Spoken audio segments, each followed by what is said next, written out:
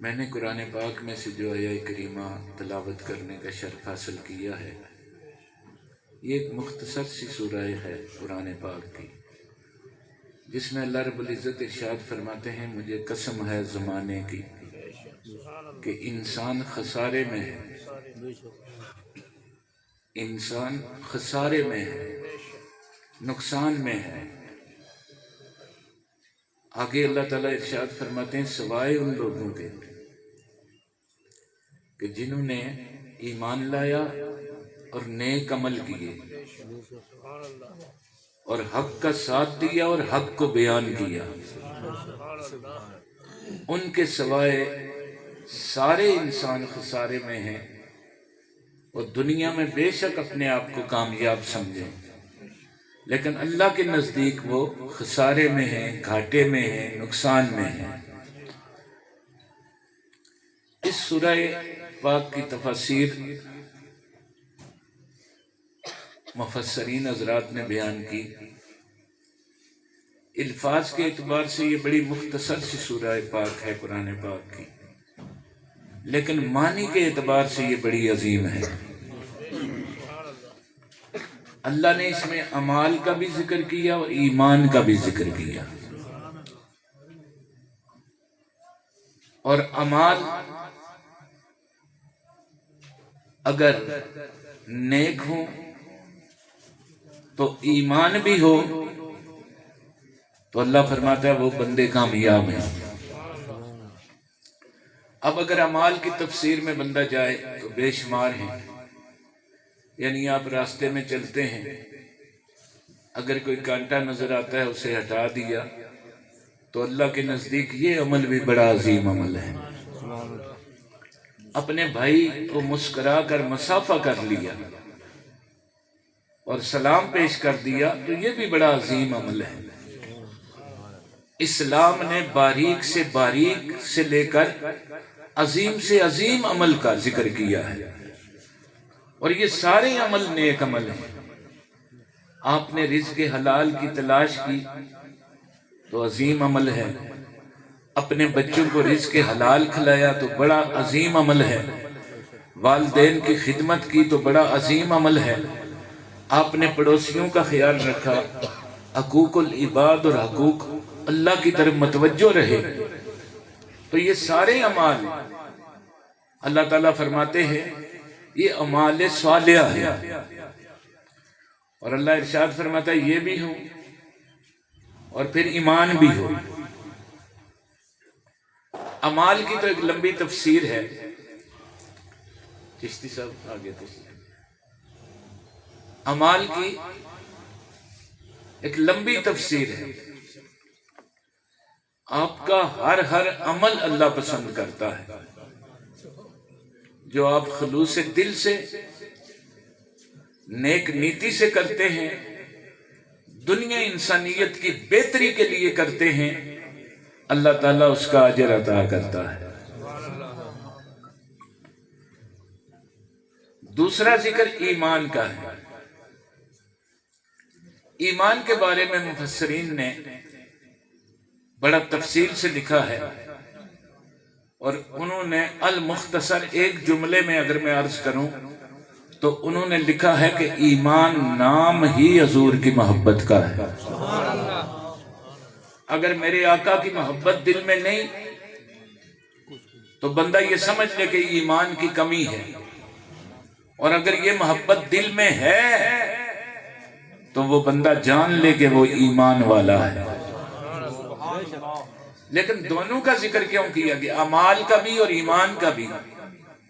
فرمایا ایمان محبت مصطفیٰ والا ہو تو تیرا کوئی عمل اللہ ضائع نہیں کرے گا بلکہ اجر عظیم عطا فرمائے گا، اور اگر ایمان میں ہی کمی ہو تو پھر عمل جتنے بھی ہوں پھر اللہ تعالیٰ انہیں رد کر دیتا ہے، قبول نہیں کرتا۔ پتہ یہ چلا کہ بنیاد ایمان ہے، اور ایمان نام کملی والے آقا کی محبت کا ہے۔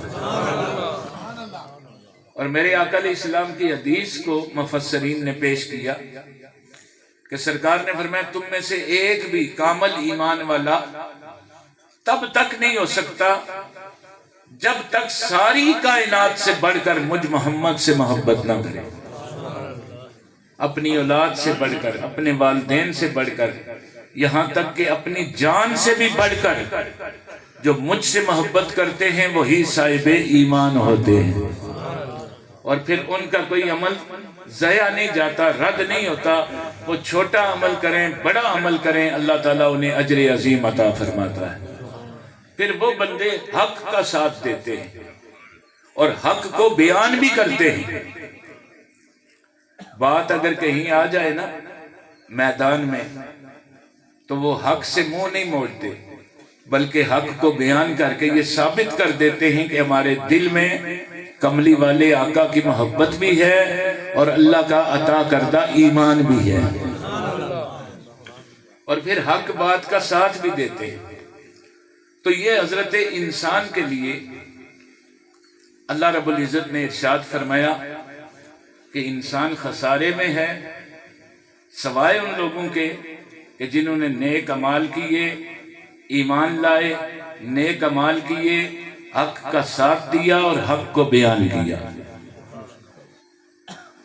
جب ہم تاریخ اسلام دیکھتے ہیں تو یہ سارے عمل حضور کے غلاموں میں نظر آتے ہیں۔ ایمان کی بات آ جائے تو حضرت ابو بکر صدیق رضی اللہ تعالیٰ عنہ، آپ نے جب ایمان لایا تو آقا علیہ السلام سے کوئی ڈیمانڈ نہیں کی۔ کچھ لوگ اسی لیے سرکار دو عالم صلی اللہ علیہ وسلم نے فرمایا کہ میں نے سارے لوگوں کے احسانات کا بدلہ اتار دیا ہے، ابو بکر کے احسانات کا بدلہ روز قیامت عطا کیا جائے گا اللہ کی بارگاہ سے۔ ایمان لائے، کوئی ڈیمانڈ نہیں کی۔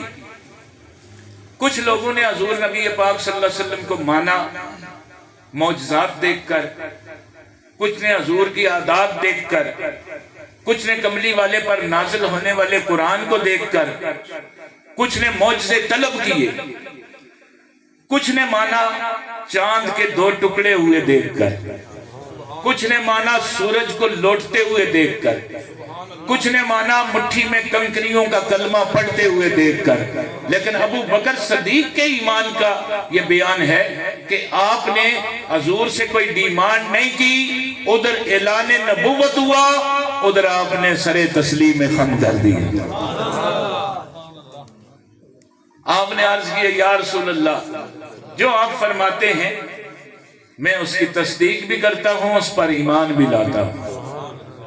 اس لیے یہ ایمان صحابہ کرام میں سے سب سے عظیم ہے، اس ایمان کا کوئی مقابلہ نہیں کر سکا۔ پھر چلتے ہیں ماہ رجب کے حوالے سے ایک جملہ مولا علی مشکل کشا کی بارگاہ میں، پھر آپ کا ایمان دیکھیے کہ آپ کی ولادت باسعادت ہوتی ہے بیت اللہ میں۔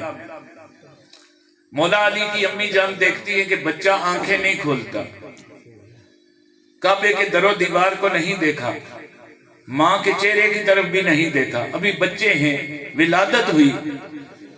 تو کچھ دن بعد آپ کملی والے آقا کی طرف لے کر چلے، ابھی اعلان نبوت بھی نہیں ہوا، تو جا کر عرض کرتی ہیں محمد صلی اللہ علیہ وسلم، میرا بچہ پیدا تو ہوا ہے لیکن آنکھیں نہیں کھولتا، بچہ بڑا خوبصورت ہے، پتہ نہیں نابینا ہے یا بینا ہے، دیکھ سکتا ہے یا نہیں دیکھ سکتا، لیکن ابھی تک اس نے آنکھیں نہیں کھولی۔ حضور نے اپنے ہاتھوں پہ اٹھایا اپنی گود میں، جیسے ہی کملی والے آقا علیہ السلام نے مولا علی مشکل کشا کو اٹھایا تو آپ کی آنکھیں کھلی، پہلی نظر چہرہ والضحیٰ پہ پڑی۔ وہاں سے لے کر شہادت تک ایمان کے ایسے نمونے پیش کر دیے کہ قیامت تک اس امت کے لیے راہ ہدایت بھی بن گئی اور رہنمائی بھی بن گئی۔ پھر مولا علی مشکل کشا کہ ایمان کی یہ حالت تھی کہ ہجرت کی رات حضور نے اپنے بستر پہ سلا دیا، وہی چادر اوڑھ کر اسی بستر پر جو کملی والے آقا علیہ السلام کا بستر تھا، دشمن طاق میں تھا کہ حضور پہ حملہ کیا جائے، مولا علی مشکل کشا سوئے رہے، دشمن کی طاقت نہ ہوئی کہ آپ کی طرف بڑھ سکے۔ جب صبح اٹھے تو کسی نے پوچھا علی آج رات تمہیں نیند نہ آئی ہوگی اس لیے کہ دشمن کے گھیرے میں تھے، تو مولا علی فرماتے ہیں میری زندگی میں آج کی واحد رات ایسی ہے کہ علی بے غم ہو کر سو گیا تھا۔ انہوں نے کہا حکمت کیا تھی؟ آپ نے فرمایا تھا حضور فرما چکے تھے کہ علی تو سو جا، صبح تو نے یہ امانتیں لوگوں کو لوٹانی ہے۔ میں ساری زندگی موت کے خوف سے کبھی سو نہیں سکا، میری آنکھ لگتی تھی تو موت یاد آ جاتی تھی، میں موت کے فکر میں رہا، موت کی یاد میں رہا، موت کو یاد کرتا رہا، لیکن میری زندگی کی واحد رات ایسی ہے کہ مجھے پورا یقین تھا کہ آج کائنات بدل سکتی ہے، علی کو موت نہیں آ سکتی۔ یہ ایمان تھا جو کملی والے آقا علیہ السلام کی محبت سے اللہ نے عطا فرمایا۔ اور دوستو اسی ایمان کی بھیک اللہ نے اس امت کو عطا فرمائی ہے۔ میرے آقا علیہ السلام کی تو بڑی شان ہے، حضور کی آل پاک کی بڑی شان ہے، سرکار دو عالم صلی اللہ علیہ وسلم کے صحابہ کرام کی بڑی شان ہے، اللہ کے ولیوں کی بڑی شان ہے، لیکن اس امت کی یہ شان ہے کہ اللہ رب العزت نے اسے حضور کی محبت کا جام عطا کر دیا ہے جو ایمان کی دلیل ہے۔ اور بھائی اعظم صاحب کو اللہ نے خصوصی کرم کیا، اور اللہ رب العزت نے نسبت ہی ایسی فرمائی کہ جن کی محبت ہی ایمان کہلاتی ہے، جن سے محبت ہو جائے تو اللہ ایمان عطا فرما دیتا ہے۔ کچھ لوگ مغالطے میں پڑ جاتے ہیں اور موازنہ شروع کر دیتے ہیں کہ کس کی کتنی شان ہے، تو اہل نظر اور اہل دل جو ہوتے ہیں نا انہوں نے کبھی موازنہ نہیں کیا، وہ اللہ کی شان کو دیکھتے ہیں، پھر اس کے بندوں کو جو عطا ہوتا ہے اس کی طرف دیکھتے ہیں۔ ویسے بھی اس سے عقیدہ خراب ہو جاتا ہے، جتنے لوگ آج کل اس چکر میں ہیں۔ اب دیکھیے جناب غوث پاک کو ہم ولیوں کا سردار مانتے ہیں، اہل سنت کے عقیدے کے مطابق سرکار غوث پاک سب ولیوں کے سردار ہیں۔ آپ نے خود فرمایا کہ میرا قدم ہر ولی کے کاندھے پہ ہے، تو پتہ چلا ولیوں کے سردار آپ ہیں، لیکن یہ ولیوں کی جماعت کے لیے ہے۔ اب اگر کوئی کہے کہ حضرت ابو بکر صدیق، حضرت فاروق اعظم کے سردار بھی آپ ہیں، تو ہو سکتا ہے چونکہ آل رسول ہیں، لیکن ان کا تعلق صحابہ کرام کی جماعت سے ہے۔ یہاں بات ولیوں کی گئی ہے، اللہ رب العزت نے یہ سارے گروپ الگ الگ کر دیے ہیں، اور قرآن پاک نے اس کی تفسیر بیان کر دی ہے۔ حضور کی اہل بیت کا ذکر الگ ہوا ہے، صحابہ کرام کا ذکر الگ ہوا ہے، اولیاء کرام کا ذکر الگ ہوا ہے، اور نبیوں کا ذکر الگ ہے۔ اب کوئی بندہ یہ تو نہیں کہہ سکتا کہ حضور نبی پاک مجھ سے افضل ہیں، اتنی تو ہمیں جرات ہی نہیں کہ ہم سرکار کے لیے کہیں کہ ہم سے جی افضل ہیں، ہمارا تو وہاں شمار ہی نہیں۔ سرکار کو جب کہیں گے تو ہم کہیں گے انبیاء میں سے افضل ہمارے آقا ہیں، نبیوں کی جماعت میں افضل ہیں۔ انبیاء علیہ السلام کی جماعت چونکہ ساری کائنات سے افضل ہے، اور اس میں سے افضل حضور نبی پاک صلی اللہ علیہ وسلم کی ذات ہے۔ اسی طرح جب ہم حضور کی اہل بیت کا ذکر کریں گے نا، اور بہت ذکر ہوتا ہے، اور کچھ لوگ کہتے ہیں جی دیکھیے آپ یہ ذکر یہی ذکر کرتے ہیں اور کوئی ذکر نہیں ہے، سارے ذکر ہیں۔ یہ وہ ذکر ہے کہ یہ الگ جماعت ہے، انہیں اب صحابہ کرام کے ساتھ رکھ کر ہم ان کا موازنہ نہیں کر سکتے کہ کون افضل ہے اور کون نہیں ہے، چونکہ ان کی ایک اپنی کیٹیگری اللہ رب العزت نے قرآن میں بیان کر دی ہے اہل بیت کی، کہ یہ اہل بیت ہے، ان کا اپنا گروپ ہے۔ ہم اتنا کہہ سکتے ہیں کہ اہل بیت میں سے افضل مولا علی مشکل کشا ہے، صحابہ کرام میں سے افضل حضرت ابو بکر صدیق ہیں، اولیاء میں سے افضل سرکار غوث پاک ہیں. یعنی یہ سب الگ کیٹیگریز ہیں جن میں سے افضل. یا آج کل لوگوں نے مغالطہ پیدا کر دیا ہے اور ہمارے عقیدوں کے پیچھے پڑ چکے ہیں اور بہت سے لوگوں کے عقیدے خراب کر چکے ہیں موازنہ کر کے کہ کون افضل ہے. سامعین ذی وقار، ہر جماعت کی ایک اپنی شان ہے، نبیوں کی جماعت کی اپنی شان ہے. کملی والے آقا انبیاء میں سے افضل. مولا علی مشکل کشا کا تعلق چونکہ حضور کی اہل بیت سے ہے، وہ اہل بیت میں سے افضل. حضرت ابو بکر صدیق رضی اللہ تعالیٰ عنہ صحابہ کرام میں سے افضل، اور سرکار غوث پاک اولیاء کرام میں سے افضل. یہ عقیدہ اہل سنت والجماعت کا اصل عقیدہ ہے. یہ عقیدہ رکھیں گے تو کوئی خرابی پیدا نہیں ہوگی. تو جب خرابی پیدا نہیں ہوگی تو آپ کا ہر عمل اللہ کی بارگاہ میں مقبول ہوگا، پھر ایمان بھی سلامت رہے گا، عقیدہ بھی سلامت رہے گا. تو سامعین ذی وقار، اس کے لیے میں یہ کہنا چاہتا ہوں کہ جب حضور کی اہل بیت کی باری آتی ہے نا، آپ میاں صاحب کا کلام سن رہے تھے عارف کھڑی رومی کشمیر کا، تو یہاں تو صحابہ کرام نے بھی ادب کیا ہے. حضرت فاروق اعظم رضی اللہ تعالیٰ عنہ امیر المومنین، اسلام میں سب سے بڑی حکومت کے مالک سرکار تھے. تو آپ خطبہ دے رہے ہیں تو حضرت امام حسن تشریف فرما ہوئے، بچے ہیں. تو آپ نے یہ نہیں کہا کہ بچوں کو پیچھے بٹھا دیں، بلکہ آپ ممبر سے اترے اور حضرت امام حسن کو ممبر پر بٹھا دیا اور پھر عرض کیا کہ حسن، یہ سارا فیضان آپ کے گھرانے کا ہے. میرے سر پر جو بال بھی اگتے ہیں نا، یہ بھی کملی والے کی آل کا صدقہ ہے. یہاں پر عمل کو یا عمر کو نہیں دیکھا گیا، صحابہ کرام نے نہیں دیکھا. جب حضور نبی پاک صلی اللہ علیہ وسلم نے فرمایا حسن اور حسین جنتی جوانوں کے سردار ہیں، تو اس وقت وہ بچے تھے، کوئی جہاد نہیں کیا، کوئی حج نہیں کیا، کوئی عمرہ نہیں کیا، کوئی عمل ایسا.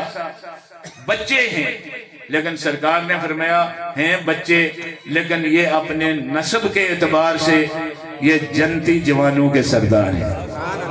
اب جب آپ یہ عقیدہ رکھتے ہیں نا سارے صحابہ جنتی، جن کا خاتمہ بالخیر ہو گیا وہ جنتی ہیں، ہمارا عقیدہ ہے. جو حضور کی محبت میں اس دنیا سے تشریف لے کر گئے وہ سارے صحابہ جنتی ہیں، وہ سارے جنتی ہیں، اور جنت والوں کے سردار حسن اور حسین ہیں. یہ اللہ نے شان عطا فرمائی، اور جتنی عطا ہے اس کے مطابق. اور اس حدیث کو اتنا تو آپ سنتے ہیں نا کہ جنتی جوانوں کے سردار حسن اور حسین ہیں، اس کے بعد بھی اس کے الفاظ ہیں. کملی والے آقا فرماتے ہیں کہ جنتی جوانوں کے سردار حسن اور حسین ہیں، اور ان کے سردار ان کے باپ مولا علی مشکل کشا ہیں. جو جنتی جوانوں کے سردار ہیں ان کے سردار علی المرتضیٰ ہیں. سرکار نے فرمایا میری بیٹی فاطمہ پوری کائنات کی عورتوں کی سردار ہے. اب یہ اعزاز، اب اس کا موازنہ صحابہ کرام سے نہیں ہو سکتا. یہ چونکہ اہل بیت ہے، وہ صحابہ ہیں، ہر بندے کا موازنہ اس کی اپنی کیٹیگری میں ہوگا کہ اللہ نے اس کو کہاں رکھا ہے. جس طرح نبیوں کا موازنہ ہم سے نہیں ہو سکتا. تو سامعین ذی وقار، اللہ نے بھائی اعظم صاحب کو ایسا گھر دیا کہ جس گھر سے یہ خوبصورت عقیدے بھی عطا ہوتے ہیں اور جس کی محبت سے ایمان بھی عطا ہوتا ہے. اسی لیے ہمارا یقین ہے کہ انشاءاللہ تعالی اللہ رب العزت کا حضور کی ساری امت پہ کرم ہے، چونکہ اولیاء سے وابستہ رہنے والے بھی گمراہ نہیں ہوتے. مختلف پیرخانوں سے جو سچی نسبت والے لوگ ہیں نا، وہ بھی گمراہ نہیں ہوتے. اس لیے کہ ہر ولی کی ولایت کا مرکز مولا علی مشکل کشا کی ذات ہے، سرکار غوث پاک کی ذات ہے، یہ فیضان ان کا ہے۔ تو اس لیے میں دعا گو ہوں کہ اللہ تعالیٰ ہمیں اپنی نسبتیں مضبوط رکھنے کی توفیق عطا فرمائے۔ اور جس طرح شاہ جی نے بابا جی کا کلام پڑھا نا، الفا سنگیا اس راہ چلیے، یہ وہ راہ ہے کہ جس پر چل کر پھر بندے کو کوئی فکر نہیں رہتی، پھر قبر جانے اور نبی جانے۔ ایمان مضبوط ہو اور اچھا ہو اور خوبصورت ہو اور عمل ہو تو اللہ تعالیٰ پھر کرم فرما دیتا ہے۔